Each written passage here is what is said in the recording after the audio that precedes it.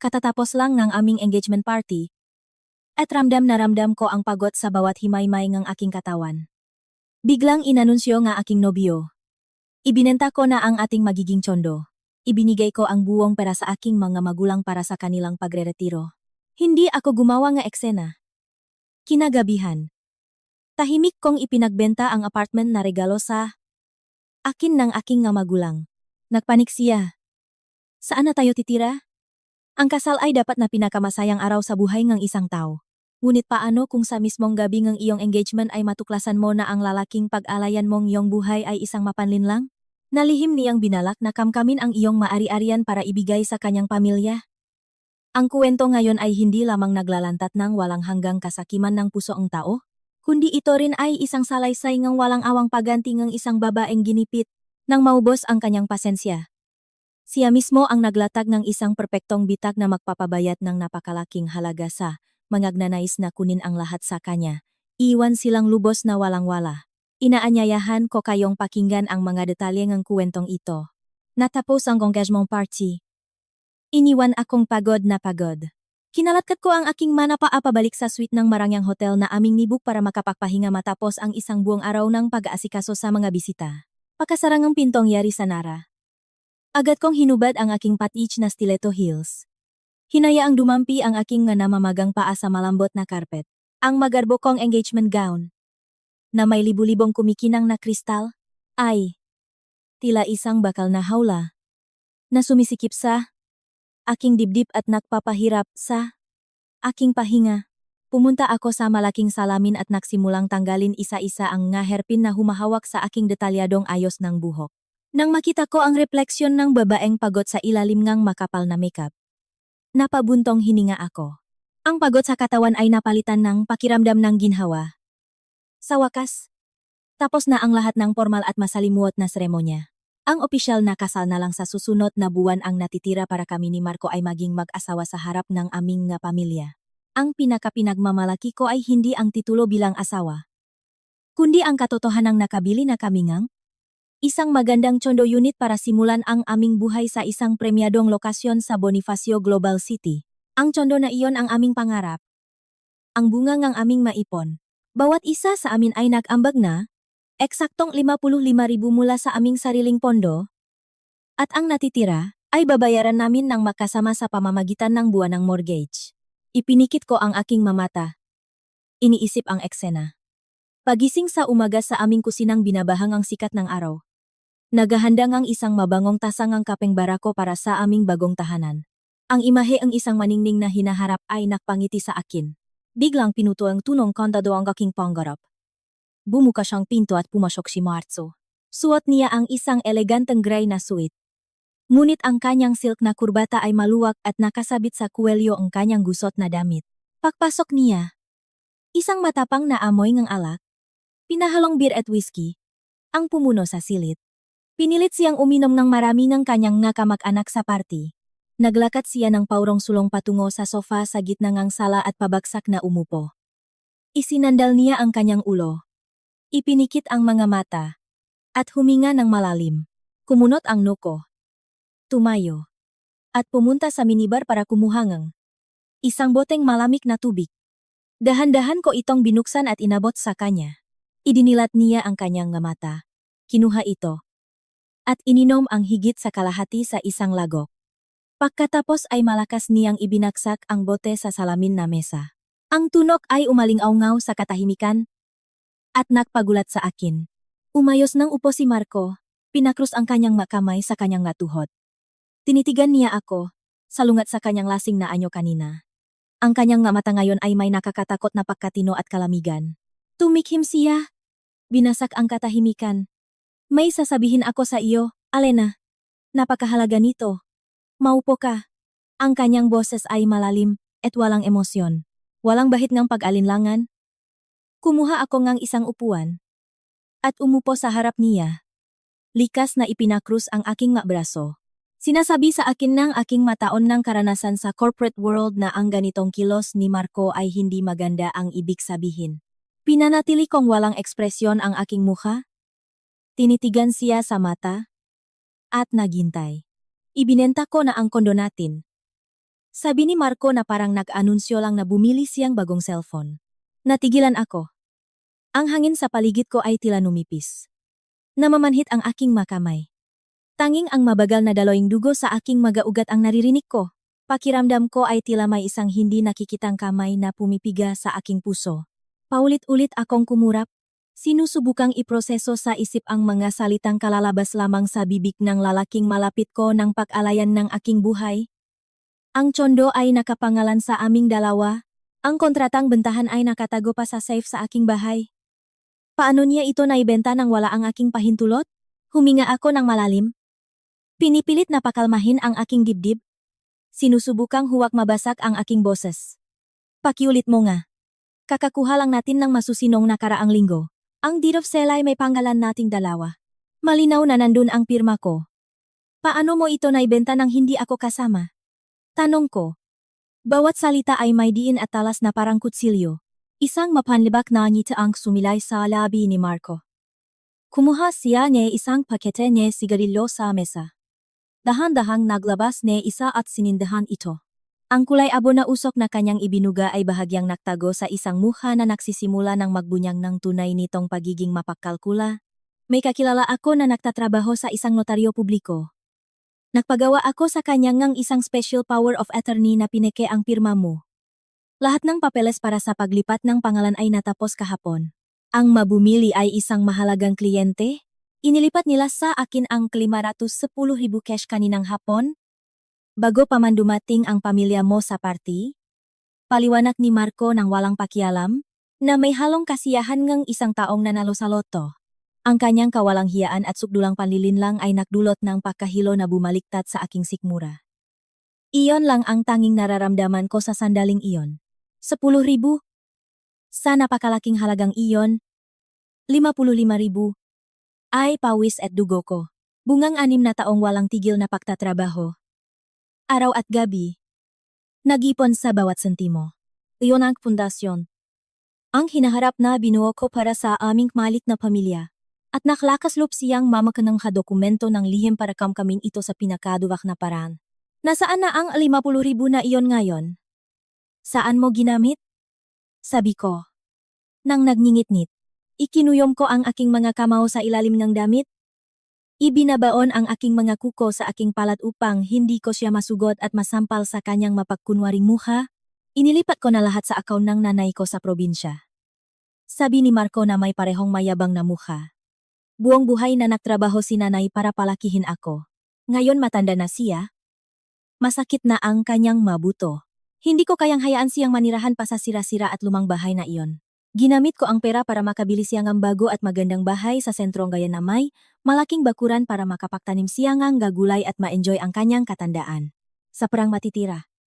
Sabi ni nanay ay magbubukas siyang ang savings account sa pangalan niya bilang pondo para sa kalusugan kapag nakasakit siya. Natulala ako. Ang masalita ay bumara sa aking lalamunan. Kinuha niya ang aking 45,000. Isinama sa kanya. At ibinigay lahat sa kanyang ina para bumili ng bahay at magbukas ng savings account para sa sarili nilang pamilya. Ipinakita niya ang sarili bilang isang ulirang anak gamit ang pawis at luha ng kanyang magiging asawa. Ang desisyon na angkinin ang aming pinagsamang ari-arian ay ginawa niya ng talikuran. Tinatrato ako na parang isang puppet. Ang kasinungalingan at pagtataksil na iyon ay tumama sa akin na parang kidlat sa isang maaliwalas na gabi. Ang buong ima. Ang isang disant at responsableng lalaki ay gumuho sa isang iglap. Nagjingabo sa mismong gabi ang aming engagement. Ang katahimikan ay bumalot sa hotel suite. Binasak lamang ang mahinang ugong ng aircon na naglalabas ng malamig na hangin na hindi may kukumpara sa yelo na kumakalat mula sa kaibuturan ng aking puso. Tinitigan ko si Marco. Naghahanap ng kahit anong bahid ng pagsisisi sa kanyang mukha. Ngunit wala. Tanging ang kasiyahan sa sarili ng isang taong naniniwalang ginagawa niya ang tama. Nang makita ang aking matagal na pananahimik, pinatay ni Marco ang sigarilyo sa glass ashtray. Sumandal siya pasulong. Ipinatong ang kanyang masiko sa tuhod.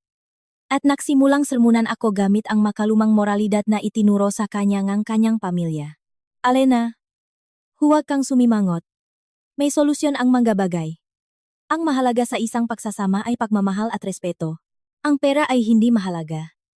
Sabi niya sa mapagmataas na tono. Sinusubukang gampanan ang papel ng isang mapagbigay na nakatatanda. Isipin mo, mayroon ka ng apartment na regalo ng mga magulang mo, di ba? Yung unit sa luxury condo na binili nila bago pa tayo magkakilala. Maganda ang lokasyon. Moderno ang disenyo. At higit sa lahat, ang magiging anak natin ay makakapasok sa magandang eskwelahan sa lugar. Puro bentaha. Noong isang araw, nang bumisita si nanay, hindi siya tumigil sa pagpuri dito. Sabi niya, sayang daw na ang isang malaking apartment ay para lang sa ating dalawa. Isang aksaya. Huminto si Marco. Pinagmasdan ang aking ekspresyon at ipinagpatuloy ang kanyang psychological manipulation. Kung pamilya na tayo, walang sayo. At sakin, ang ambak mo ay para sa pagbuo ng ating kinabukasan. Ang pagbenta ko sa kondo para alagaan ang aking mga magulang ay isang solusyon na kapakipakinabang sa lahat. Tinutupad mo ang iyong tungkulin bilang manugang sa iyong mabiyenan at kasabay nito, nalulutas natin ang problema sa tirahan sa iyong apartment. Laging sinasabi ni nanay na kapag nag-asawa ang isang babae, dapat niyang unahin ang pamilya ng kanyang asawa. May pinag-aralan ka. Sigurado akong naiintindihan mo ang prinsipyong ito. Tama? Bawat salitang lumalabas sa bibig ni Marco ay parang isang karayom na may lason na tumutusok sa aking matainga. Naging malinaw ang lahat. Hindi ito isang padalus-dalos na desisyon na ginawa habang lasing. Ito ay isang planong maingat na binalangkas ng kanyang pamilya. Ang kanilang kasakiman ay higit pa sa imahinasyon ng isang normal na tao. Matagal na nilang pinag-iinteresan ang aking apartment. Ang marangyang unit na nakakahalaga ng halos 30 milyon na binili nga aking nga magulang na naawa sa hirap ng kanilang anak. Gamit ang kanilang retirement savings para magkaroon ako ng fallback. Sa makitid at makasariling isip ni Marco, ang aking premarital property ay automatikong naging conjugal property na maaring gamitin ng kanyang pamilya ayon sa gusto nila. Ginamit niya ang ideya ngang walang sayo at sakin para bigyang katwiran ang pagnanakaw sa aking 55,000 rupato. Pagkatapos, balak niyang pilitin akong isukorin ang aking personal na apartment para doon tumira ang buong angkan niya. Ang kanyang pagiging parasitiko ay binalot sa magandang balabal ngang pagiging makapamilya. Hinubaran niya ako ngang aking pinahirapan para tuparin ang tungkulin sa kanyang ina. Nais niyang isakripisyo ko ang aking ari-arian at pagsisikap para suportahan ang kanyang pamilya ngang nga oportunista. Kahit ang katotohanang pinagnanasaan ng aking magiging biyenan ang aking luxury condo ay nagpapakita ng kanilang walang katapusang kasakiman. Hindi nila ako tinitignan bilang isang magiging manugang, kundi bilang isang ATM. Isang minahan ng ginto na maaring paksamantalahan ng buong pamilya niya hanggang sa maubos. Tumayo ako. Ang pagtataka sa aking mamata ay naging lubos na pagkamuhi. Tiningnan ko ang lalaking nasa harap ko at para siyang isang estranghero. Hindi ako mahal ni Marco.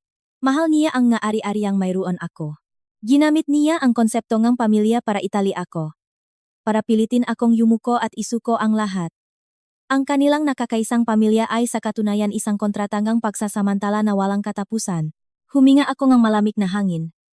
Pinipigilan ang galit na nagbabantang sumabok. At naghanda akong ilatak ang lahat ng baraha sa gabing iyon. Hindi ako umiyak. Walang ni isang luhang pumata. Para sa isang taong hindi karapat-dapat. Sa loop ko, ang 6 na taong pag-ibig para kay Marco ay namatay. Naging alikabok sa mismong sandaling iyon. Ang pagguhong tiwala ay karaniwang sinasabayan ngang iyak at siga. Ngunit pinili kong manatili sa isang nakakakilabot na katahimikan. Ang isang taong ginipit ay hindi gumagawa ng ingay. Bakus ay gumaganti sa pamamagitan ng gawa. Tumayo ako. Mahinahong inayos ang mga lukot sa aking damit. Lumapit ako hanggang sa mismong harap ni Marco. Napakalapit na naamoy ko ang matapang na hininga ng alak mula sa kanya. Tiningnan ko siya mula sa itaas. Itinuon ang aking malamig na tingin sa kanyang mayabang na mukha. Ang moralidad mo at ng iyong pamilya ay talagang nakakabilib. Ibenta ang bahay na para sa ating dalawa para ibili ng ari-arian ang iyong ina, at pagkatapos ay lumipat sa bahay ng iyong asawa. Sa mataong tuso na tulad ninyo, sa amin, isinasara namin ang pinto na may 10 kandado bago kayo papasukin. Bulyaw ko. Bawat salita ay may bigat ng walang katapusang paghamak. Nawala ang ngiti ni Marco. Ang kanyang mukha ay nagbago mula sa pagiging kampante patungo sa pakailang at mabilis na nag-apoy sa galit ng makontra. Hinampas niya ang braso ng sofa at tumayo para maging kapantay ko. Ingatan mo ang iyong mga salita, Alena. Sino ang nagturo sa iyo na bastusin ang iyong magiging asawa? Sa ayaw at sa gusto mo, magsasama tayo. Bakit kailangan mong gawing malinaw ang pagkakaiba sa pagitan ng personal at conjugal property? Nakakapagod. Ang perang ang pamilya ay hindi naman mawawala kahit saan. Sigaw ni Marco. Sinusubukang gamitin ang lakas ng boses para paktakpan ang kawalan niyang atwiran. Ngumiti ako ng mapait. Umiiling. Nasusuka sa kanyang kawalang hiyaan. Wala akong panahon para makipagtalo sa isang taong kumukuha ng pera ng iba at pagkatapos ay ipoproklama ang sarili bilang isang debotong anak. Pakinggan mo ako nga mabuti. Ang kondo na iyon ay ibinenta mo ng lihim gamit ang mga pekeng dokumento. Ituturing ko na lang na minalas akong makatakpo ang isang manloloko, ngunit ang aking 55,000 ay kasama sa alaman 1,000 na iyon. Kailangan mong bawin niyon at ibalik sa akin kahat. Hanggang sa huling sentimo. Itinuro ko ang kanyang muha. Ang tono ko ay matatag. Walang puwang para sa negosasyon. Nalaki ang mamata ni Marco. Punong ang pagtataka. Marahil sa script na binuo nila ng kanyang ina. Dapat akong malungkot. Sumuko. At tanggapin ang kanilang maplano. Dahil tapos na ang engagement party. Hindi niya inaasahan na ganito katatag at direkta ang magiging reaksyon ko. Nababalik ka na ba?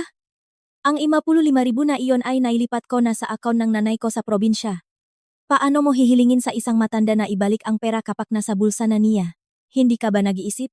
Malapit na tayong ikasal at bago ka pa man makatapak sa bahayang biyenan mo, ipinapakita mo na ang tunay mong kulay. Isang materialistikang babae na binibilang ang bawat sentimo pagdating sa pamilyang ang asawa niya. Sa tingin mo paano katitingnan ni nanay? Ano ang isipin ng makamag-anak at kapitbahay? Sunod-sunod na sabi ni Marco. Ginagamit ang sandatangang dangal at reputasyon para atakihin ako. Tigilan mo na yang murang retorika mo. Putol ko sa kanyang talumpati. Ako ba ang materialistika o ang pamilya mo ang sakim at mapagsamantala? Ang 55,000 na iyon ay bunga ngaking pawis at luha. Hindi parang napulot lang sa kung saan para ipagawa ngang pamilya mo ngang bahay ampunan. Bukas. Lunes. Magbubukas ang bangko ngang 9 ng umaga. Gusto kong makita ang isang credit notification sa aking account. Kung hindi, isang reklamo para sa estafa at falsification of public documents ang mapupunta sa mesa ng pulis. Namutla ang mukha ni Marco. Umatras siyang ang isang hakbang. Itinuturo ako ngang nginginig na daliri. Alam niya ang ugali ko. Alam niyang kung sinabi ko ito. Gagawin ko. Nagbabanta ka sa akin. Ang kapal ngang mukha mo. Akala mo dahil may praka, magagawa mo na ang lahat ng gusto mo? Minalas talaga ang pamilya ko na makaroon ngang isang manugang na kasing tuso mo na mas pinapahalagahan ang pera kaysa sa pamilya. Ungol ni Marco. Ang kanyang tunay na pagkatao bilang isang walang hiya ay ganap ng nalantat. Oh. Tingnan natin kung gaano kaswerte ang pamilya mo na manatili sa kanila ang perang kinamkam nila. Tumalikot ako at umalis. Ayaw nang tingnan ang mapagkunwaring mukha na iyon kahit isang segundo pa. Ang masakit na pagising ay nakatulong sa akin na alisin ang lahat ng aking kahinaan. Ang nasa harap ko ay hindi na ang aking nobyo, kundi isang hamak na dapat kong ibunyag. Matapos ang mainit na pagtatalo, pumasok si Marco sa banyo at malakas na isinara ang pinto. Ilang sandali pa, lumabas siyang nakapantulok, humiga sa kama, at tinakpan ang kanyang ulo ngumot, wala pang 10 minuto. Ang kanyang regular na hilik ay umaling-awngaw sa katahimikan. Nakatulog siya ng mahimbing matapos magdulot ng matinding dagok sa pag-isip ng babaeng malapit ng maging asawa niya. Ang kawalang pakialam ni Marco ay nagdulot sa akin ng matinding pakasuklam. 1:00 ng madaling araw. Nanatili akong hindi gumagalaw sa sofa. Balot sa dilim.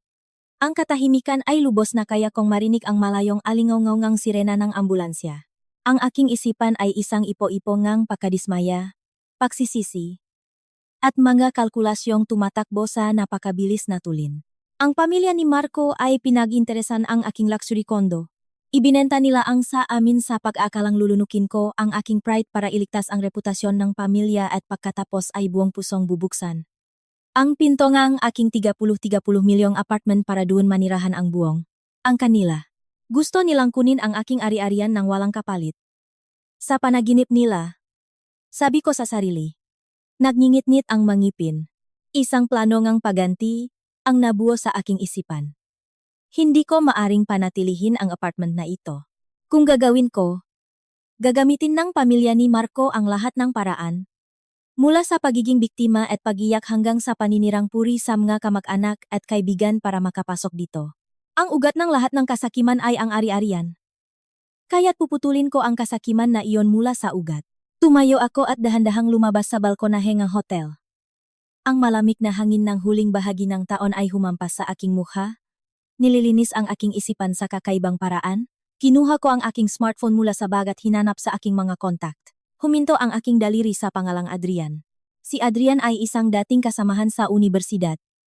Ilang taon na mas matanda sa akin. Na ngayon ay nagpapatakbo ng isa sa pinakamalaking ahensya ng real estate sa siyudad. Mayroon kaming magandang profesional na relasyon. Pinindot ko ang call button. Pagkatapos ng 3 mahabang ring, sumagot siya. Ang inaantok na boses ni Adrian ay narinig sa kabilang linya. Hello Alena? Anong nangyari at napatawag ka ng 1:00 ng umaga? Nag-propose na sayo at nag-advance honeymoon ka na? Huminga ako ng malalim. Pinipilit na gawing kalmado. At seryoso ang aking boses. Adrian, kailangan ko ang tulong mo sa isang napaka-urgent na bagay. Ngayon din. Ang apartment ko sa BGC. Gusto kong i-anunsyo mo ang rush. Sale nito sa lahat NG Channel NG yung sistema. Ngayong gabi mismo. May 5 segundong katahimikan. Marahil ay nabigla si Adrian kaya nawala ang kanyang antok. Nagbibiro ka ba o seryoso? Alena? Kakarenovate mo lang ng buong interior na may mamahaling kasangkapan. Perpekto ang feng shui. Binili iyan ng mamagulang mo bilang investment. Bakit mo biglang ibinabenta sa gitnang gabi? May problema ka ba sa pra? Naging seryoso ang boses ni Adrian. Hindi ako nagbibiro. Malinaw? Ang isip ko. Ay post mo na ang anunsyong pagbebenta. Tatanggapin ko ang 5% na bawas sa presyo ng merkado sa lugar. Unahin ang kliyente na pinakamabilis magbigay ng earnest money. Sagot ko nang may katatagan. 5%? Alam mo ba na ang 5% na apartment na iyan ay pakawala ng ilang milyon? Sa ganitong bawas. Bukas ay dudumugin ka nga interesado. Pero ano ang nga kondisyon sa pagbabayad? Naging apurahan ang tono ni Adrian. Ang likas na ugali ng isang bihasang ahente ng real estate ay nagising. Ang pangunahing kondisyon at hindi negotiable. Ang bibili ay dapat magbayad ng 100% cash. Isang direktang pagbabayad sa oras ng pagpirma ng deed of sale sa notaryo. Ayokong magbenta sa mga kliyenteng kailangan pa ang bank financing. Masyadong matagal ang proseso ng loan at hindi ako makapahintay. Hanapan mo ako ng kliyenteng may kakayahang magbayad at may cash on hand. Dodoblehin ko ang komisyon mo at ng iyong team. Bukas ng 9:00 ba? Tawagan mo ako at i-update mo ako. Mabilis at tumpak kong ibinigay ang aking mautos. Bumuntong hininga si Adrian sa kabilang linya. Marahil ay naiintindihan niya ang aking pagiging desidido at hindi na nagtanong pa. Sige. Naiintindihan ko ang pagkaapurahan. Sa 5% na diskwento at cash payment, maraming investor pa rin ang handang bumili agad. Ihanda mo ang titulo at ang iyong ID. Ipapagalaw ko na sa marketing team ko ang anunsyo ngayon din. Bukas ng umaga? Babalitaan kita. Salamat. Adrian. Hihintayin ko ang magandang balita mo. Ibinaba ko ang tawag. Ang langit sa gabi sa harap ko ay isang itim na canvas na walang bituin. Ngunit sa aking isipan, ang daan na tatahakin ko ay malinaw na nailawan. Bumalik ako sa silid at binuksan ang lahat ng ilaw. Hindi pinapansin ang lalaking gumagalaw sa kama. Nainis sa liwanag. Inayos ko ang aking magamit. Itinapon ang engagement gown sa basurahan. At kasama ang aking maliit na maleta. Lumabas ako ng taas no mula sa hotel suite. Iniiwan ang isang sakim na lalaki. Abala sa pananaginip ngang. Isang yaman na hindi niya kailanman mahahawakan. Kasi sikat pa lang ang araw. Ang mahinang sinak ay tumatagos sa manipis na kurtina. Nakaupo ako sa isang rattan na upuan sa balkonahe ng sarili kong apartment. Hawak ko ang isang tasa ng kapeng barako. Walang asukal. Ang pait ng kape ay dumaloy sa aking lalamunan. Pinapawi ang matinding sakit ng ulo matapos ang isang gabing walang tulog. Ang bahay na ito ay naglalaman ng maalaala ng aking pagiging dalaga, ng kalayaan at kasarinlan. Bawat sulok ay inalagaan ko. Mula sa imported na leather sofa hanggang sa sopistikadong lighting system sa kisame. Ang ideya na kailangan kong ibenta ito para harapin ang nasakim na iyon ay nagdulot ng bukol sa aking lalamunan. Ngunit sinasabi sa akin ng katwiran na ito ang tanging paraan para makalaya. Sakto. Ang doorbell ay tumunog ng paulit-ulit, sinisira ang katahimikan ng umaga, kasabay ng malalakas na katok sa pinto. Buksan mo, Alena. Buksan mo ang pinto. Nasa bahay ka. Buksan mo ang nanay mo. Isang matinis na boses ng babae ang narinig mula sa pasilyo. Kumunot ang nuko at ibinaba ang tasang kape. Kalmado akong lumapit sa pinto at sumilip sa peephole. Si Loida, ang ina ni Marco, ay nakatayo sa harap ng pinto. Suot niya ang isang set ng sintetikong satin na may matingkat na floral print. Puno ngang kulot ang kanyang buhok. Sa kanyang paanan ay dalawang luma at maruming sako. Sa tabi niya ay isang styrofoam box na selyadong tape. May likidong tumatagas mula sa kahon. Bumubuong ang isang maliit na lawa sa mamahaling sahig ng pasilyo. Huminga ako ng malalim. Nakpakita akong isang walang bahalang mukha at binuksan ang pinto. Bahagya palang bukas. Isiniksik ni Loida ang kanyang malapat na balikat, itinulak ako. At pumasok sa bahay na parang reyna. Naku naman, anong ginagawa mo diyan sa loop? Halos mapaus na ako sa katatawag. At kakakatok para lang pagbuksan mo ako. Aba, manugang. Dumadalo ang biyenan mo at hindi mo man lang kayang lumabas para salubungin ako. Reklamo ni Loida pagkapasok. Hindi niya hinubad ang kanyang mga sinalas na may putik mula sa probinsya at diretsong naglakat sa mamahaling oak parket na nagkakahalaga ng malaki. Ang maruruming bakas ng kanyang sinalas ay nag-iwan ng marka sa sahig. Bukod dito, ang dalawang sako na dala niya ay naglalabas ng masangsang na amoy ng pinahalong longganisa, tapa, at kesong puti. Isang amoy na nagpilit sa aking pigilin ang aking hininga. Nakatayo lang ako. Nakakrus ang mabraso. Nakasandal sa pader. Malamig na pinapanot ang pag-arteeng nakangking bagong may-ari ang bahay. Tita Loida, bakit po kayo naparito ng ganito kaaga? May problema po ba? Tanong ko sa walang emosyong boses. Hindi ginagamit ang terminong nanay na inaasahan niya. Nang marinig niya akong tawagin siya sa kanyang pangalan, biglang huminto si Loida. Tiningnan niya ako ng masama at ibinagsak ang dalawang sako sa sahig. Anong klaseng pag-uugali yan? Bata, kahapon, ipinagdiwang natin ang engagement ninyo. Dapat nanay na ang itawag mo sa akin. Bawal akong tawagin sa pangalan ko. Naintindihan mo? Sermon niya habang nakapamewang. Tumawag sa akin si Marco para sabihing naktatampo ka dahil ibinenta niya ang kabilang tsondo. Pagsasabihan ko na lang siya mamaya. Nakmadali ako ngayon. Sumakay ako ngang unang bus para dalhan kayo ngang maraming pasalubong. Tapos ganyan pa ang isasalubong mo sa akin na mukha. Mahal na mahal ka pa naman ng biyenan mo. Habang nagsasalita, ang kanyang mamata ay nilibot ang aking maluwag at eleganteng apartment. Ang kanyang tingin ay kumikinang sa kasakiman. Hinampas niya ang pader na may natural na bato at tumunog ang kanyang dila. Aminin ko, malaki at maliwanag ang bahay na ito. Tama si Marco. Ang bahay nga asawang babae ay bahay din nga asawang lalaki. At ang bahay nga manugang ay bahay din nga ina. Ganito kasarap tumanda. Halika. Kalimutan na natin yung kabilang tsondo. Nakpasya na ako. Mula ngayon, dito na ako titira sa inyo para asikasuhin ang pagkain at paglilinis. Para makapagtrabaho kayo ng payapa. Ihanda mo na ang guest room para sa akin at gumawa ka na rin ng kopya ng nasusi para makalabas-masok ako kahit kailan ko gusto. Ang kawalang hiyaan ng babaeng ito ay perpektong minanangang kanyang kaisa-isang anak. Kumbinsido sila na ang pag-angkin sa aking 55,000 ay madaling malulutas sa ilang salita ng pekeng pahinging ang tawad at ang susunod nilang gantimpala ay ang lumipat at angkinin ang apartment na ito. Ginamit niya ang dahilan ng pag-alaga sa kanyang mga anak para may sakatuparan ang kanyang ambisyon na kamkamin ang aking personal na ari-arian. Nakakamali po kayo. Ang apartment na ito ay pag-ari ko. Nakapangalan lamang ito sa akin sa titulo. Dito, hindi umiiral ang konsepto na ang bahay ng asawang babae ay bahay din ng asawang lalaki. At tungkol sa paglipat ninyo, hindi ako kailanman pumayag. Sabi ko, bawat salita ay may bigat ng isang martilyo na sumisira sa kanilang nga ilusyon. Naging madilim ang mukha ni Loida. Nagngit-ngit ang mangipin. At tiningnan ako ng may galit. Na para bang gusto niyang takutin ang rebeldeng manugang na naglakasloob na kontrahin siya sa unang araw pa lang. Ang labanan para sa kapangyarihan at ari-arian ay nagsimula pa lamang. Naging mabigat ang hangin sa sala. Si Loida, nakatayo sa gitna ng silit na nakapamewang. ay humihingal sa galit dahil sa aking matatak na paninindigan. Gayunpaman, sinabi sa kanya ang kanyang likas na pagiging mapakalkula na hindi ito ang tamang oras para magmatigas. Tumikim siya. Sinasadyang binalewala ang aking deklarasyon enge pagmamayari at nagpatuloy na parang walang narinig. Sinimulang siyasatin ang apartment na parang isang supervisor. Naglakad siya sa sala.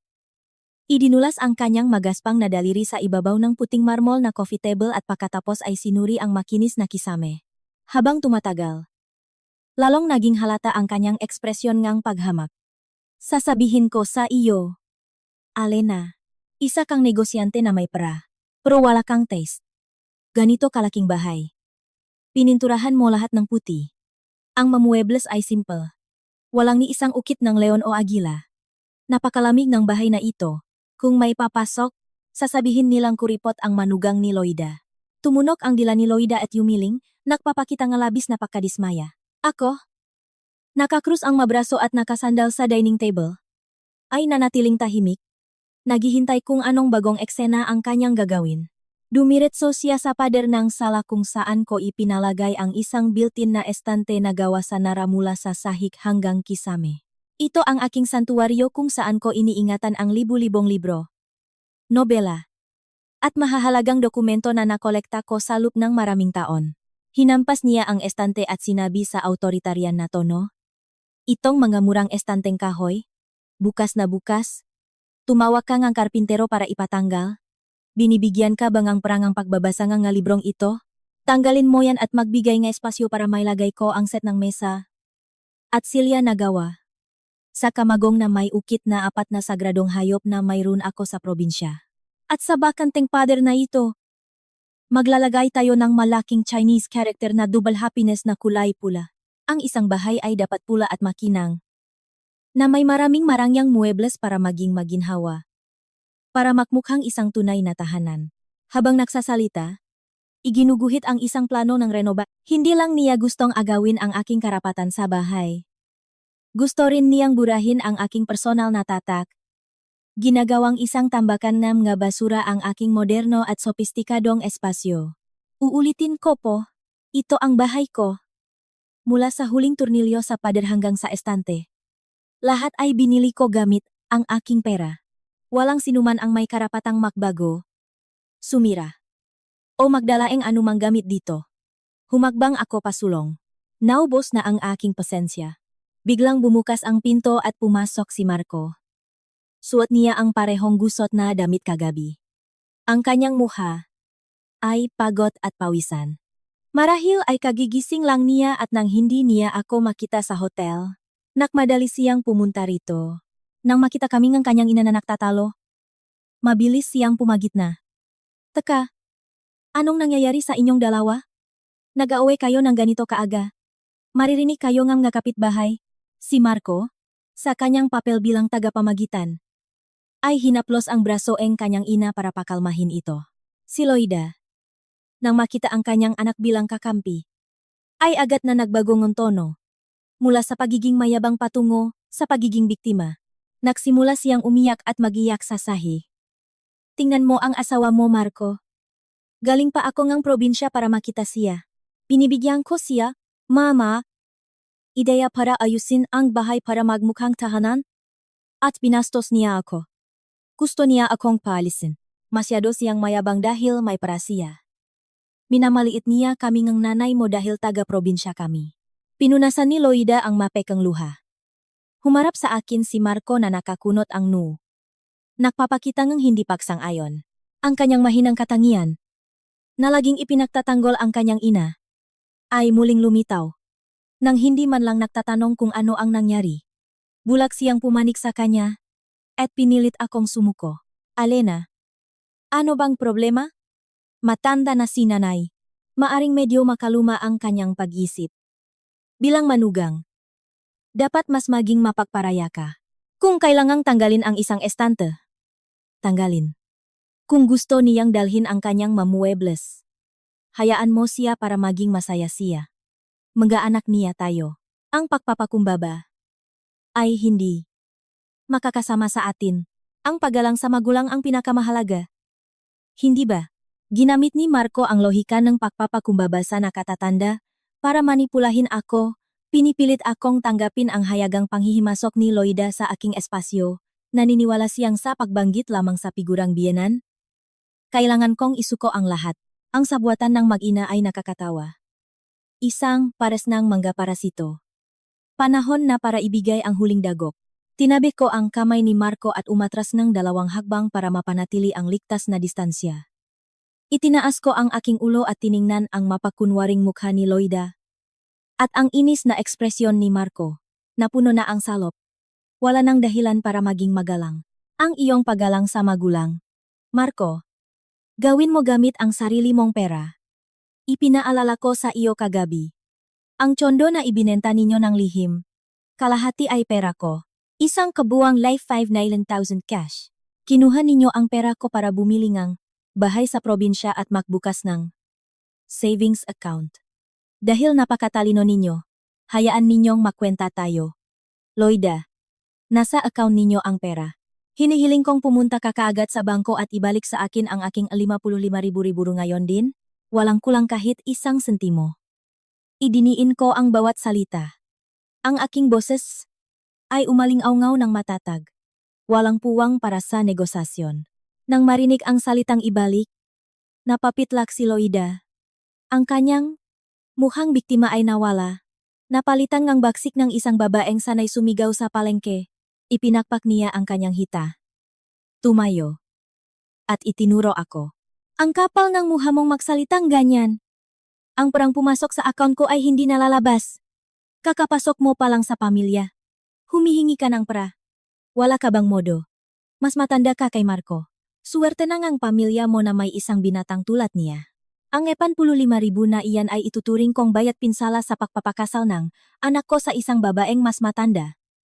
Sigaw ni Loida.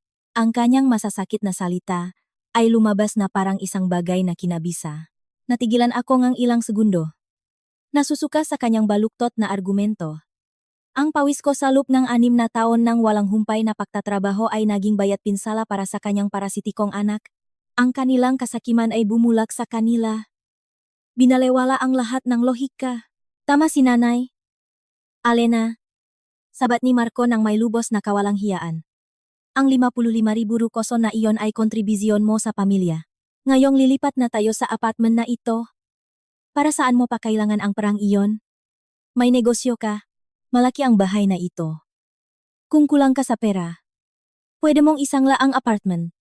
May 1,000 paraan para makakuha ng pera. Hindi mo kailangang gumawa ng iskandalo dahil lang sa ilang libo na nasa kamay ng isang matanda. Masyado kang makitid ang isip.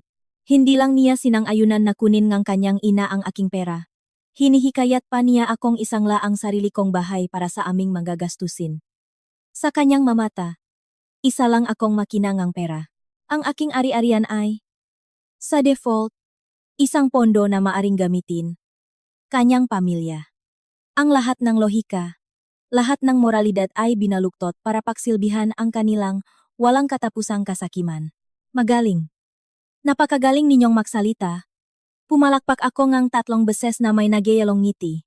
Bayad pinsala. Isangla ang aking bahay. Pakinggan ninyo ako ngang mabuti. Ituturing kong nawala na ang 50,000 na iyon. Ngunit ang presyong babayaran ninyo ay mas mataas pa.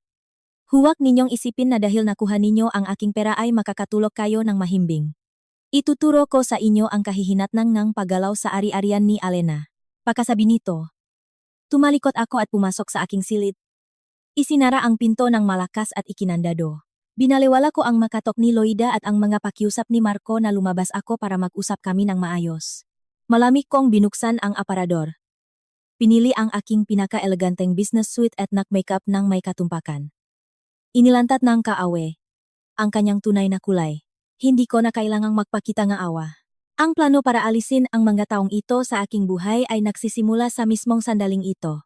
Matapos ihanda ang lahat ng kinakailangang legal na dokumento at ilagay sa aking bag, inayos ko ang kuwelyo ng aking blazer, huminga ng malalim, at lumabas ng silid. Magulo ang sala. Si Loida ay nakaupo ng nakadekwatro sa aking leather sofa. Kumakain ng mansanas.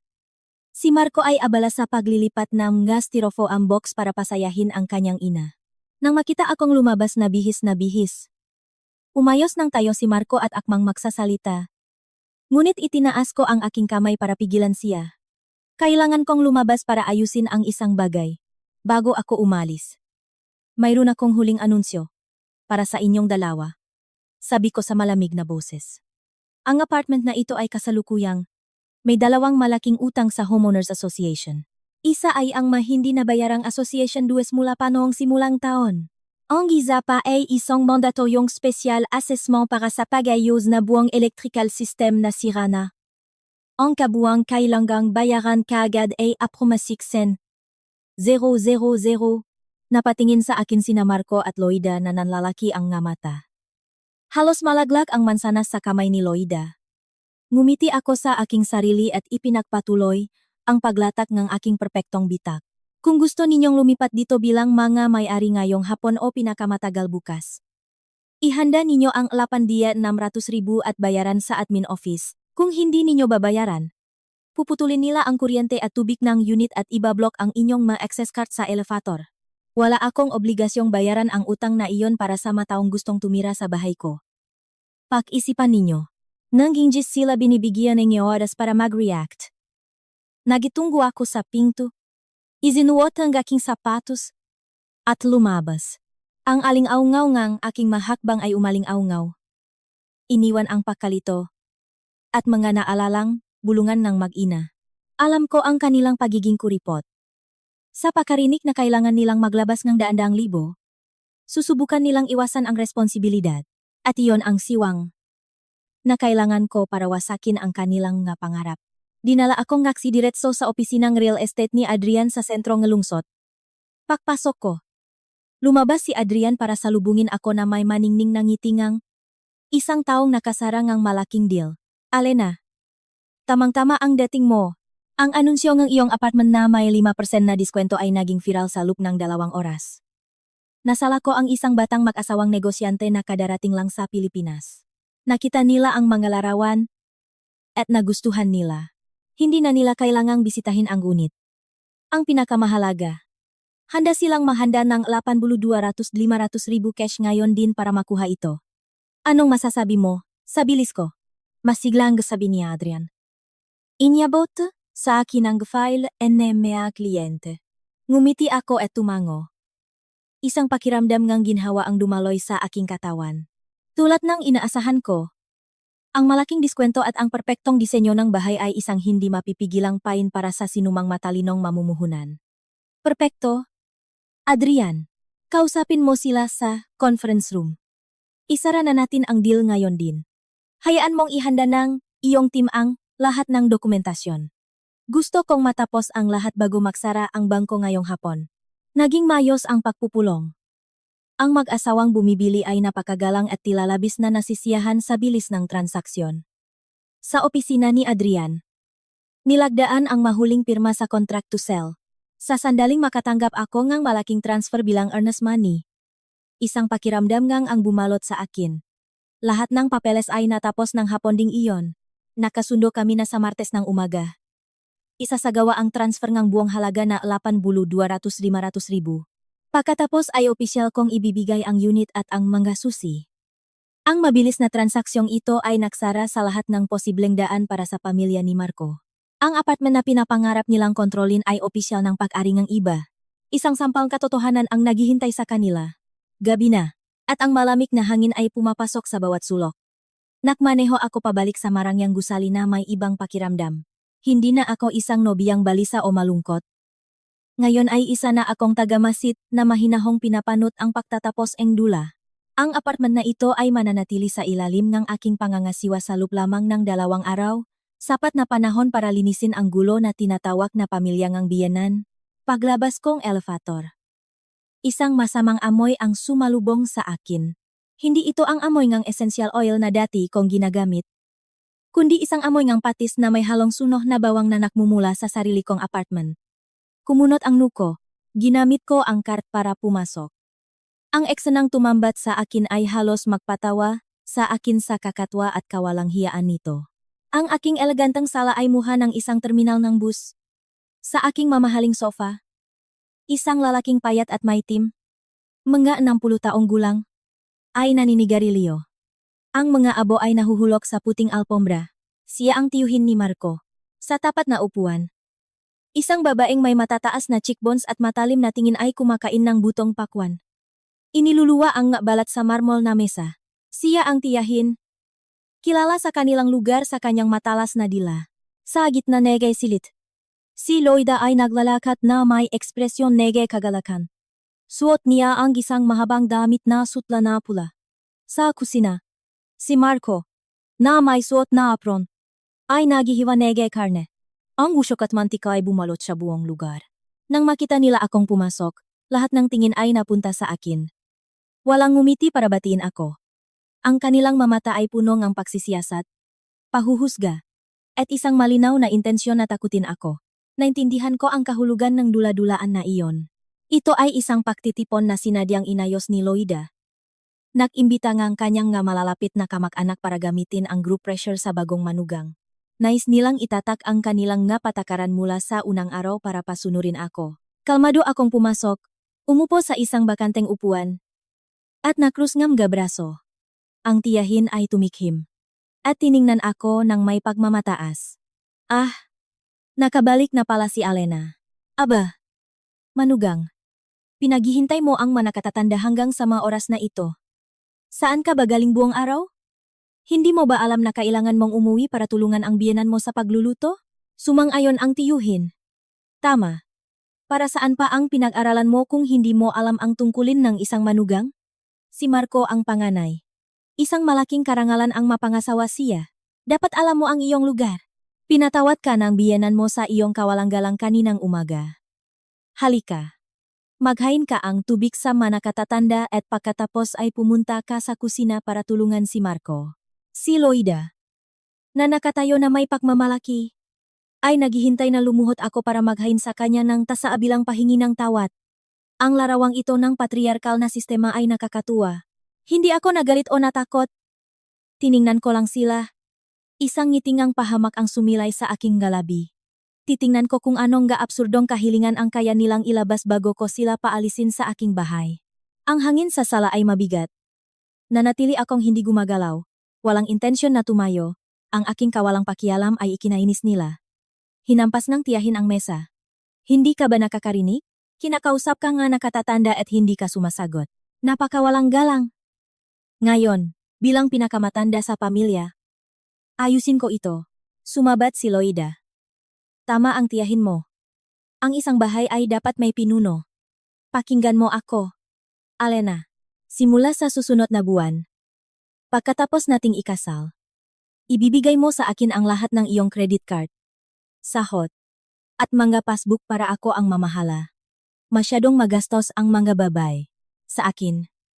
Bawat buwan, bibigyan ko kayo ni Marco ang ilang libo para sa gasolina at almusal. Ang natitira ay ilalagay ko sa isang pondo para sa pamilya. May tutol ka ba? Tumaas ang isang kilay ko. Ang kanilang kawalang hiyaan ay lumampas na sa limitasyon. Nais nilang ako, isang profesional na may matatag na kita, ay isuko ang lahat ng aking ari-arian sa isang mapanlinlang na babae para pagkatapos ay makatanggap ng kakarampot na allowance. Ngunit hindi pa doon natapos. Pinatay ng tiyuhin ang kanyang sigarilyo sa paso aking orkidya. Yung tungkol sa pera. Ganun na nga. At isa pa. Ang anak ko, si Miguel, ay pumasok sa universidad dito sa Maynila. Nakikita kong malaki ang iyong study room. Sayang naman. Tanggalin mo ang malibro at magbigay ng espasyo. Sa susunod na linggo, dadalhin ko si Miguel dito para manatili sa loob ng 4 na taon. Dahil nandito naman si Loida, siya na ang mag-aalaga sa kanya. Ikaw na ang magluto at maglaba para sa kanya. Pamilya tayo. Nagtutulungan. Hindi tayo magiging maramot sa para sa pagkain at tirahan. Diba? Halos matawa ako. Hindi lang niya gustong gamitin ang aking study room ng libre. Gusto pa niyang maging katulong ako. Pinahatian nila ang aking nasilit at sahot na parang pag-ari na nila. Tumingin ako kay Marco. Kalalabas lang niya ng kusina. Malinaw niyang narinig ang mga hiling ng kanyang makamag-anak. Ngunit yumuko lang siya. Sumang-ayon pa siya ng bahagya. Ang kanyang kaduwagan at pakikipagsapwatan ang huling patak. Tapos na ba kayong lahat magsalita? Malumanay kong tanong. Ang aking matamis na tono ay kabaliktaran ng kanilang pag-utos. Tumahimik ang sala. Tiningnan nila ako ng may pagtataka. Marahil ay inaasahan nila ang isang pagtatalo o pag-iyak. Ngunit ngumiti ako. Isang ngiti na napakaliwanag, na nagpatulala sa kanila. Isinasaalang-alang ko ang lahat ng itinuro ninyo sa akin. Totu. Dapat magtulungan ang pamilya. Yung pagbibigay ng credit card kay Nanay Loida. Sang-ayon ako. Yung paghahanda ang study room para kay Miguel, tinatanggap ko rin. Mas masaya kung mas marami. Diba? Sagot ko sa isang napakagalang na tono na halatang peke. Nagain pa ako ng saa sa tiyuhin. Ang aking biglaang pagsuko ay nagdulot sa kanilang ang kagalakan. Naniniwala silang gumana ang kanilang group pressure. Hindi alam na ang aking ngiti ay simula na ang isang planong matagal nang nakahanda. Inihanda ko na ang perpektong galaw at ngayon na ang oras para mahulog ang masakim na iyon sa bitak. Ang aking madaling paksang ayon ay nagdulot ng masayang kapaligiran sa sala. Sila ay nagtatawanan. Pinupuri ako sa pagiging isang makatwirang babae. Tiningnan ko ang pagkain sa aking plato nang hindi ginagalaw. Tumikim ako. Pinanatil ang ngiti. At inilatag ang problema. Lubos akong sumasang-ayon na gawin ang nais ng pamilya. Ngunit may isang maliit na bagay na gusto kong ilatak para malutas nating makasama. Tulad ng sinabi ko kay nanay kaninang umaga, ang bahay ay may utang na 1,600,000. Ngunit sa kasamaang palad, kaninang hapon, nagpadala ang administrasyon ng isang agarang abiso. Ang matubo sa banyo ay malapit ng pumutok at kailangan pa ang laman 100,000 para sa agarang pag-ayos. Kaya, kailangan nilang bayaran ang kabuwang 57,000. Pinakamatagal bukas. Dahil nandito tayong lahat at isa lang tayo, sa tingin ko ay dapat mag-ambag ang bawat isa para sa gastusing ito. Nang matapos ako, tumigil ang ingay. Ang mangiti ay naglaho. Ang masayang kapaligiran ay naging isang tenso na katahimikan. Sinubok ko ang kanilang pagkakaisa sa isang bayarin na 12,000 na kunwaring hindi ko napansin ang kanilang pakalito.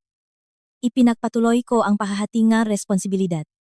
Siyempre, laging itinuturo sa akin ni Nanay Loida na sa pamilya. Walang pakakaiba. Ang tiyuhin ay magdadala kay Miguel dito para tumirang ang 4 na taon ng walang bayad. Kaya, tiyo, maari kang tumulong ng 800,000. Ikaw naman, tiya, na nag-alala sa akin. Maari mo akong pautangin ng 50,000. At si Nanay Loida, na may pramula sa pagbebenta ng kabilang tsondo, ay maring makabono ang hado 400,000. Ang natitirang 250,000 ay pakahatian namin ni Marco. Mukhang patas ba iyon? Tiningnan ko silang lahat. Ang kanilang mamukha ay nagbago nang marinig ang tungkol sa pera. Ang tiyahin ang unang nakriyak. Ay, biglang sumakit ang tiyan ko. Saan ako kukuha ng 1,000? Magsasaka lang ako. Problema ninyo yan. Mabilis niyang sabi. Ang tiyuhin ay hindi nakapahuli. Kakabayat ko lang ng matrikula ni Miguel. Wala akong pera. Ang magkakapatid ay dapat magtulungan. Tumingin ako kay Loida. Ang babaeng may hawak na 1,000 ay nakatingin na ngayon sa sahig. Ang pera ay inilagay ko sa isang time deposit. Kung kukunin ko ngayon, mawawala ang interes. Sa kinikita mo, kaya mong bayaran mag-isa ang 57,000? Marco, ikaw ang lalaki sa bahay. Humanap kang pautang. Wala ako. Ngumiti ako ng mapait. Tulad ng inaasahan. Kapag tungkol sa benepisyo, sila ay pamilya. Kapag kailangan ng magbayad, sila ay nagiging estranghero. Ang lahat ay naayon sa plano. Panahon na para ilabas ang desisyon. Ang sala ay nabalot ng isang hindi komportableng katahimikan. Bumuntong hininga ako, ginagampanan ang papel ng isang masunuring asawa. Sige. Naiintindihan ko na may maproblema kayong lahat. Hahayaan na lang natin si Marco. Bilang magiging pinunong ang pamilya, ang mag-asikaso nito. Pumunta ako sa aking silid. Binuksan ang safe. At kinuha ang isang dokumento. Karagdagang kasunduan sa mga karapatan sa ari-arian at mga pananagutang pinansyal. Isang dokumento na inihanda ng aking legal team ng hapong iyon. Bumalik ako sa sala at inilagay ito sa harap ni Marco. Ano ito? Alena? Tanong ni Loida. Mahal. Ngumiti ako kay Marco. Alam kong medyo hindi ka komportable na nakatira sa isang bahay na binili ng aking pamilya. Para maramdaman mo na ikaw ang tunay na may-ari. Pinagawa ko ang kasunduang ito. Dito. Voluntaryo kong ibinibigay sa iyo ang lahat ng pamamahala at kapangyarihan sa pagpapasya sa apartment na ito. Simula bukas. Ikaw na ang magiging legal na kinatawan. Maari mong palitan ng mga estante. Pumili ng mga muebles. O mag-imbita ng sinuman. Sa kanitong paraan, mas magiging comfortable si Nanay Loida. At ang iba pa. Nagliwanag ang mga mata ni Marco nang marinig ang kapangyarihan sa pagpapasya at legal na kinatawan. Ang kanyang pagnanais na magkaroon ng kontrol ay lumamon sa anumang pag-iingat. Talaga, Alena? Hahayaan mo akong maging pinuno ng pamilya? Siyempre. Ngunit kasama ngang karapatan ang responsibilidad. Ipinakita ko ang ikalawang pahina. Para gawing formal ito, kailangan mong pirmahan dito. Nangangakong personal na akuin ang utang na 82,700,000. Ang iyong pirma ang papalit sa akin sa mga bayarin. Ibinibigay ko sa iyo ang kapangyarihan. Ikaw ang ako sa pasanin. Patas ba? Binasa ni Marco ng mabilis ang bahagi tungkol sa mga karapatan. Binaliwala ang sugnay tungkol sa utang.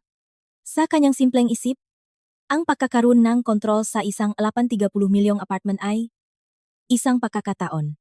Inisip niyang ang pagpirma sa utang ay isang formalidad lamang at pagkatapos ng kasal, ako rin ang magbabayad. Ang kasakiman ay bumulag sa kanyang paghuhusga. Siniko siya ni Loida. Pirmahan mo, anak. Mabilis.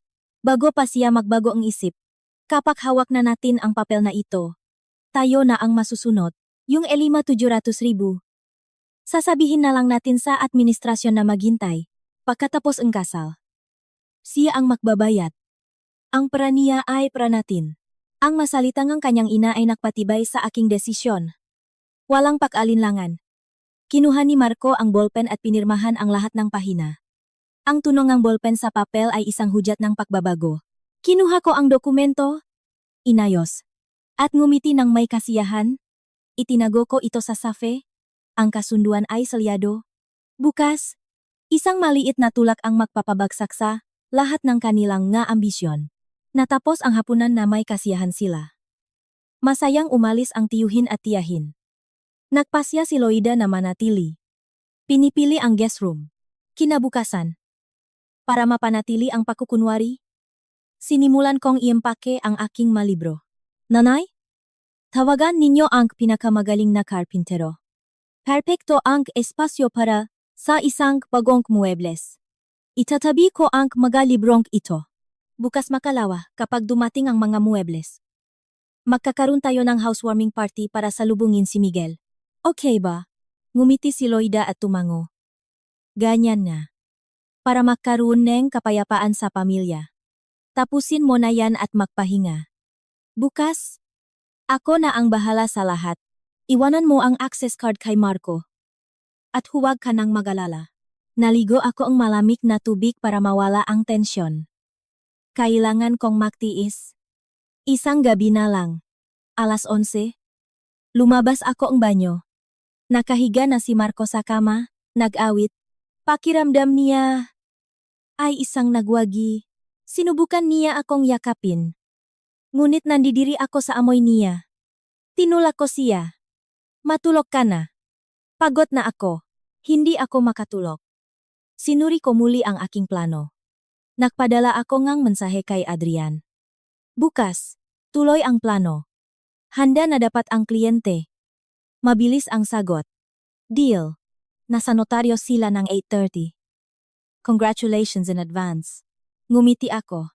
Ang desisyon ay ginawa na. Bukas ng umaga. Alis ako sa gulong ito magpakailanman. Nagising akong 6:00. Nagbihis ako, nag-ayos. Inilagay ko ang lahat ng mahahalagang dokumento at maleta sa aking bag. Sa sala, natutulog si Loida. Iniwan ko ang access card sa mesa na may note. Marco, kunin mo ang card para sa mga trabahador. Papasok na ako. Ang huling mensahe ko para sa kanila. Walang pag-alinlangang umalis ako. Sa notaryo ng 8:00. Dumating ang mag-asawang bumibili. Mabilis ang proseso. Sinuri ko ang deed of sale. Panggalang ko. Mga detalye ko. Lahat ay tama. Pumirma ako. 1 kilos nebi paglaya. Sila ay pumirma na may ngiti. Nang saliyuhan ng notaryo ang paglipat ng titulo, ginawa ngang bumibili ang transfer. Ang balanbali bulod 8,500,000. Ang transaksyon ay matagumpay. Ligtas na ang pera sa aking account. Lumabas ako sa kalye. Isang pakiramdam ngang gaan ang bumalot sa akin. Ligtas ang aking pera. Ang aking buhay ay sa akin na muli. Oras na para bumalik at saksihan ang sorpresa ngang nga nakplano nga aking pagbagsak. Iniwan ako ang taksi sa gusali ng tanghali. Huling beses kong ginamit ang aking access card. Paglapit ko sa unit, nakarinig ako ang maingay. Tinulak ko ang pinto. Ang eksena ay magulo. Si Lloyda. Nakatayo sa sofa. Ay inuutusan si Marco. Ilabas mo ang makahon ng libro. Maglalagay ako diyan ng upuan para sa siesta ko. Si Marco, pawisan, ay kinakalatkat ang makahon. Ang ilan ay nabasag. At ang aking mahahalagang libro ay nahulog at natapakan. Ang tiyahin ay binabalot ang aking mamahaling florera. Sa gabal ito dito, dadalhin ko sa probinsya. May pra naman si Alena. Bibili na lang siyang bago, bulong niya. Tumayo ako sa pinto, nakakrus ang mabraso, pinapanot ang kanilang kahabag-habag na plano. Isang ngiti ang gumuhit sa aking mukha. Oras na para tapusin ang hindi pagkakaunawaan. Pumalakpak ako ngang 3 beses. Malakas at malinaw. Tumigil ang ingay. Lahat ay napalingon. Pumasok ako sa sala at binuksan ang makurtina. Ang liwanag ng tanghali ay bumaha sa silid. Inilalantat ang gulo at ang kanilang mga nagulat na mukha. Napakasigla naman dito. Ngunit sa tingin ko, nagsasayang lang kayo ang oras. Muling naging mayabang si Lloyda. Bumalik ka? Inayos namin ang bahay. Umalis ka? Istorbo ka lang? Sumabat si Marco. Hayaan mo si Nanay, Alena. Pinirmahan ko ang papel. Ako ang may kontrol. Bumalik ka para bantayan ako? Ngumiti siya ng may kumpiyansa. Tumawa ako ng malakas. Kinuha ko sa aking bag ang kasunduan na pinirmahan ni Marco at sa harap nilang lahat, pinunit ko ito. Marco, napaka-inosente mo. Talaga bang naniniwala ka na ang papel na ito ay nagbibigay sa iyo? Kontrol sa isang 30 milyong apartment? Bumaksak ang mga piraso ngang papel. Tiningnan sila ni Marco. Ang kanyang muka ay isang maskara ngang pagkalito. Anong ginagawa mo? Legal na dokumento iyon. Pakinggan mo ako ng buti. Ang apartment na ito ay hindi na akin. At siyempre, wala itong kinalaman sa pamilya mo. Kaninang umaga sa notaryo, ibinenta ko ito sa isang kasosyo sa halagang 28,500,000. Kumpleto na ang lahat ng papeles. Nireorganisa ninyo ang bahay na ibang tao. Isang nakabibinging katahimikan ang bumalot. Si Lloyda ay natigilan. Ibinalik ng tiyahin ang florera. Umatras si Marco, ang kanyang mamata ay puno ng takot. Ang kanilang master plan ay gumuho sa ilang pangungusap. Ang katotohanan ay tumama sa kanila na parang isang baldeng malamig na tubig. Si Lloyda ang unang sumabog. Niloko mo kami. Bruha ka. Paano mo nagawang ibenta ito? Saan na kami titira ngayon? Hindi ako naniniwala sa iyo. Sumugot sa akin si Marco. Nagsisinungaling ka? Alena. Impossible. Hindi mo maaring gawin ang desisyong iyon nang wala ako. Sabihin mong biro lang ito. Umatras ako. Hindi ako nagbibiro pagdating sa aking ari-arian. Tumawag ka sa administrasyon at itanong mo kung sino ang bagong may-ari. Naibigay ko na sa kanila ang masusi. Sa loop nga 15 minuto. Darating ang nga bagong may-ari. Gusto ba ninyong paalisin kayo ng security dahil sa trespassing? Ang aking masalita ay sumira sa kanilang nga huling pag-alinlangan. Napasandal si Marco sa pader. Talunan. Hindi maari. Kung ibinenta mo ang apartment na ito, saan kami titira? Kakatanggap lang ni Nanay ng earnest money para sa pagbebenta ng bahay sa probinsya. Kailangan naming pirmahan ang paglipat ngayong weekend. Nagmadali siyang ibenta para makatutok sa buhay dito. Ngayon wala kaming bahay dito. At kung aatras kami sa probinsya, kailangan naming ibalik ang doble ng earnest money. Nasa kalye na kami. Nagulat ako. Ang kasakiman ni Lloyda ay lumampas sa aking inaasahan. Dahil sa kanyang pagnanais na makuha ang aking apartment, ibinenta niya ang kanyang nag-isang tahanan. Sakto. May mayabak sa pasilyo. Bumukas ang pinto at pumasok ang security team. Kasunod ang mag-asawang bagong may-ari. Kumunot ang nung babae nang makita ang gulo. Miss, Alena. Anong ibig sabihin nito? Lumapit ako sa kanya. Paumanhin sa abala. Magkakilala ko sila na paalis na. Maari ninyong hilingin sa security. Natulungan silang maglinis. Naintindihan ng hepe ng security. Pakiusap. Ang mataong. Hindi nakapangalan sa titulo ay kailangang umalis. Anumang paktutol ay idodokumento at ipapaalam sa mga autoridad. Nang marinig ang salitang autoridad, nakpanik ang tiyahin at tumakas. Si Loida naman ay nagiiyak sa sahig. Si Marco ay sinubukang makipagtalo ngunit pinigilan ng dalawang gwardiya. Bitawan ninyo ako. May pinirmahan akong kasunduan. Alena, ipaliwanag mo sa kanila. Tiningnan ko siya. Ang kasunduan kahapon. Pinunit ko ang kopya. Ngunit ang orihinal ay nasa kamay ng administrasyon. Dapat binasa mong mabuti ang pinirmahan mo. Hindi iyon titulo, kundi isang pag-amin sa utang. Voluntaryo mong pinirmahan na akuin ang responsibilidad na magbayad ng 57,000. Isang kopya ay nasa abogado ko. Kung hindi ka alis, ang bayarin para sa utang na iyon, kasama ang isang reklamo para sa pamemeke, ay mapupunta sa pulisya. Ikaw mismo ang pumirma sa sarili mong obligasyong pinansyal. Sa wakas, naintindihan niya. Natulala siya. Ang kanyang katawan ay nanghina. Dinalangang security sina Marco. At ang kanyang inapalabas. Isinara ang pinto. Hinihiwalay ang aking bagong buhay mula sa kanilang gulo.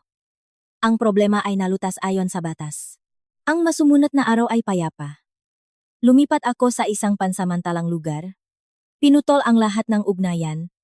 At nag-focus sa trabaho. Isang hindi kilalang numero ang tumawag. Sa akin ng higit sa 10 beses. Sinagot ko. Alena. Pakinggan mo ako. Alam kong nakamali kami. Pakiusap. Tulungan mo kami. Nasa isang murang paupahan kami ni nanay. Halos wala na kaming pera. Pwede mo ba kaming tulungan ng pera para may matirhan si nanay? Ibabalik ko. Ipinapangako ko. Ang kanyang nagmamakaawang tono ay naglantat sa kanyang tunay na pagkatao. Ibinaba ko ang tawag at binlock ang numero. Ilang araw pa? Lumitaw siya sa lobby ng aking opisina. Alena, hindi ka pwedeng maging ganito kalupit. Ibalik mo sa akin ang 55,000. Nagastos na ni nanay. May pera ka. Tulungan mo kami. Kalmado kong inilabas ang aking telepono at pinatuktok ang recording ng aming unang pag-usap. Ibinenta ko na ang kondo natin, inilipat ko na lahat sa account ng nanay ko. Ang kanyang boses ay umalingaw-ngaw. Naintindihan ng lahat. Inilabas ko ang isang sobre. Ang kasong sibil para sa pagbabalik ng 55,000 plus costs ay natanggap na. Lahat ng file tungkol sa mapanlinlang na pagbebenta ay nasa korte na. Maghanda ka dahil kanselado na ang kasal natin. Iyon ang katapusan. Sa korte, iniutos ng hukom na ibalik sa akin ni Marco ang 85,000. Na-freeze ang kanyang nga account. Ngunit bangkarote na ang kanyang pamilya.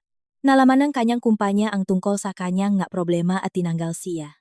Si Loida, sa kanyang pagnanais na kumita ng mabilis, ay namuhunan ng 51,000 plus ang pera mula sa pagbebenta ng bahay sa isang peking proyekto. Nalugi ang developer. Nawala ang lahat ng kanilang pera. Malayo sa kanilang mga problema. Nagsimula ako ngang bagong buhay. Ginamit ko ang pera mula sa pagbebenta ng apartment para lumipat sa Cebu. Isang penthouse na may tanawin ng dagat. Isang lugar kung saan ako lang ang nagdedesisyon. Sa unang umaga, nagtimpla akong kape at lumabas sa balkonahe. Ang simoy ng dagat ay nakakaginhawa. Habang pinapanot ang pagsikat ng araw, nakaramdam akong kapayapaan. Itinuro sa akin ng krisis na ito ang halaga ng kasarinlan. Gamit ang desisyon at kaalaman sa batas, naprotektahan ko ang aking magkarapatan. At dito nagtatapos ang ating kwento. Marahil ay itinuturo nito na sa anumang relasyon. Lalo na sa kasal. Ang katapatan at paggalang sa isa-isa ang pinakamatibay na pundasyon. Ang manasanay na mabuhay sa kapinsalaan ng iba, sa malaot madali, ay haharap sa makahihinatnan. Nakikita rin natin ang kahangahangang lakas ng isang modernong babae. Sa harap ngang pagtataksil, sa halip na umiyak, ginamit niya ang batas para protektahan ang kung ano ang sa kanya. Ang buhay ay patas. Ang hindi sa iyo, kahit gaano mo ipaglaban, ay hindi mo mapapanatili.